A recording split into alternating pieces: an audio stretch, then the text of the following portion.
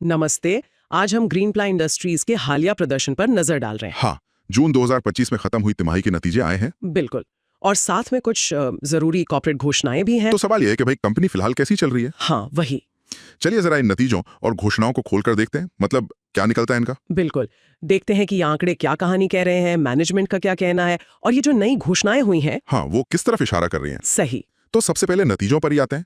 Consolidated revenue मतलब कुल मिलाकर जो कमाई है वो पिछली साल की इसी तिमाही की तुलना में करीब 2.9% बढ़कर 601 करोड़ रुपए हो गई है। ठीक है, मतलब बढ़ोतरी तो है, मामूली ही सही। हाँ, लेकिन प्लाईवुड बिजनेस में वॉल्यूम यानी कितना माल बिका वो 3.1% कम हुआ है। अच्छा, ये तो गौर करने वाली बात है। हाँ। वॉल्यूम गिरा है। हाँ, पर उनका जो कोर EBITDA मार्जिन है वो थोड़ा सुधरा है, 7.9% हो गया। ये दिलचस्प है। वॉल्यूम कम हुआ पर मार्जिन सुधरा। सीईओ मनोज तुलसियान ने भी माना था कि हाँ, थोड़ी डिमांड और कैश फ्लो की चुनौतियां थीं। तो फिर मार्जिन कैसे सुधरा? ऐसा लगता है कि प्रति स्क्वायर मीटर वसूली मतलब रियलाइजेशन वो 4.1% बढ़ी है। शायद उन्होंने मतलब ज्यादा कीमत वाले प्रोडक्ट्स बेचे हों या कीमतें बढ़ाई हों। अच्छा, तो कम माल बेचकर भी मार्जिन बचा लिया एक तरह से। हाँ, कह सकते हैं। लेकिन दूसरी तरफ MDF बिजनेस है, और वो तो बिल्कुल अलग कहानी कह रहा है। हाँ, बिल्कुल। MDF तो जोरदार चल रहा है। रेवेन्यू 11.7% बढ़ा है, 147.3 करोड़ पर। और मार्जिन? मार्जिन भी शानदार।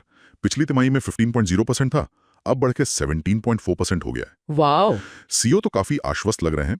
उनका कहना है कि FY26 में MDF में डबल डिजिट वॉल्यूम ग्रोथ होगी और मार्जिन भी 16% से ऊपर रहेगा। तो ये तो बहुत पॉजिटिव है MDF के लिए। बिल्कुल, ये साफ तौर पर कंपनी का ग्रोथ इंजन बन रहा है। तो एक तरफ प्लाईवुड है जो थोड़ा जूझ रहा है, दूसरी तरफ MDF है जो उड़ रहा है। काफी मिला जुला सा लग रहा है। हाँ, बिल्कुल मिला जुला संकेत है। और सीईओ का मानना है कि प्लाईवुड में भी जुलाई से सुधार दिख रहा है। उन्हें उम्मीद है कि साल के अंत तक BIS नियम लागू होने और लकड़ी की कीमतें कम होने से भी फायदा मिलेगा। उम्मीद पर दुनिया कायम है।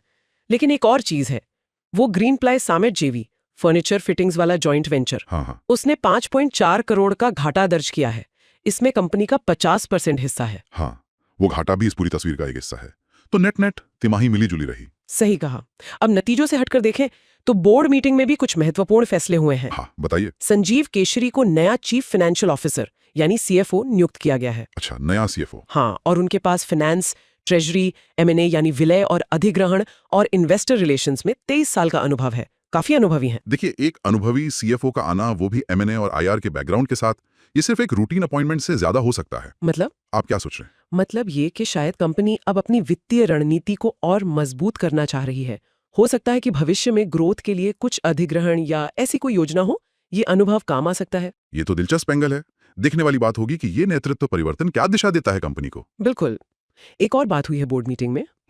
बोर्ड ने अपने एक सब्सिडियरी है Greenply speciality panels private limited, उसके लिए क्रेडिट सुविधाओं मतलब लोन वगैरह के लिए 26.50 करोड़ तक की कॉर्पोरेट गारंटी को मंजूरी दी है। अच्छा, गारंटी दी है। हाँ, और ये पैसा PVC उत्पादों के लिए पूंजीगत व्यय मतलब कैपेक्स के लिए है। तो ये साफ इशारा है कि कंपनी अपनी सब्सिडियरी में खासकर PVC सेगमेंट में निवेश कर रही है और उसे बढ़ाना चाहती है। हाँ, लगता तो यही है। ये भविष्य में ग्रोथ का एक और जरिया बन सकता है। हालांकि ये गारंटी देना मतलब मुख्य कंपनी के लिए एक आकस्मिक देनदारी, एक कंटिंजेंट लायबिलिटी भी बन जाती है अगर सब्सिडियरी पैसा नहीं चुका पाई तो बोझ ग्रीनप्लाई पर आएगा। सही बात है। हाँ।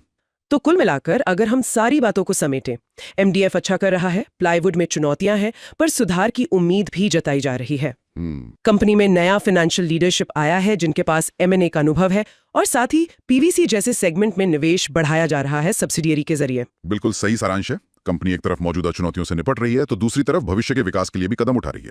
आंकड़े और मैनेजमेंट की बातें दोनों यही दिखाती हैं। तो चलते चलते एक सवाल सोचने के लिए छोड़ा जा सकता है। हाँ, कि ये जो नए CFO का M&A अनुभव है और साथ में ये PVC सेगमेंट में निवेश का विस्तार, क्या ये दोनों मिलकर ग्रीनप्लाई के लिए भविष्य में और बड़े बदलाव या विविधीकरण मतलब डाइवर्सिफिकेशन का संकेत दे रहे हैं? ये बिल्कुल सोचने वाली बात है। भविष्य ही बताएगा।